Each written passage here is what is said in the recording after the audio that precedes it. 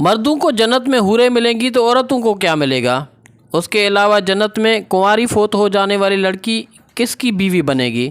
یہ ایک ایسا سوال ہے جو آج کل بہت زیادہ دیکھنے کو ملتا ہے۔ خواتین ہی نہیں، اکثر ہمارے بھائی بھی یہ سوال کرتے نظر آتے ہیں۔ انہی سوالوں کا جواب آج ہم آپ کو بتانے جا رہے ہیں۔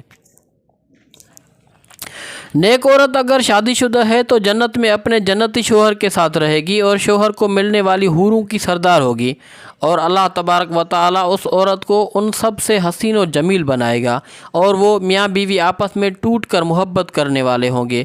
اور اگر دنیا میں عورت کے متعدد شوہر ہوں، یعنی عورت نے اپنے شوہر کے انتقال یا اس کی طلاق دینے کے بعد دوسری شادی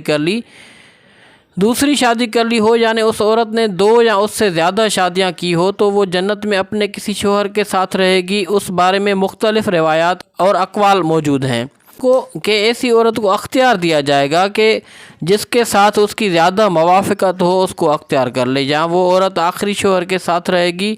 اس بارے میں حضرت ابو ذر رضی اللہ تعالیٰ عنہ سے مروی ہے کہ آپ صلی اللہ علیہ وآلہ وسلم نے فرمایا، عورت کو اس کا آخری شوہر ملے گا۔ اسی طرح ایک اور مقام پر بیان ہوا ہے کہ عورت اس شوہر کے ساتھ رہے گی جس نے دنیا میں اس کے ساتھ اچھے اخلاق کا برتاؤ کیا ہوگا، اور وہ شوہر جس نے عورت پر ظلم کیا ہوگا، اس کو تنگ کیا ہوگا، وہ اس عورت سے محروم رہے گا۔ حضرت ام سلمہ رضی اللہ تعالیٰ عنہ کی ایک روایت میں ہے کہ انہوں نے آپ صلی اللہ علیہ وآلہ وسلم سے پوچھا، کسی کے 2 شوہر ہوں تو جنت میں کس کے ساتھ رہے گی؟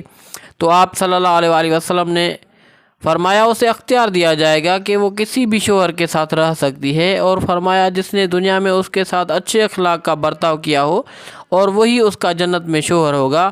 اے ام سلمہ رضی اللہ تعالیٰ عنہ، اچھے اخلاق والی دنیا اور آخرت کی بھلائی لے گی۔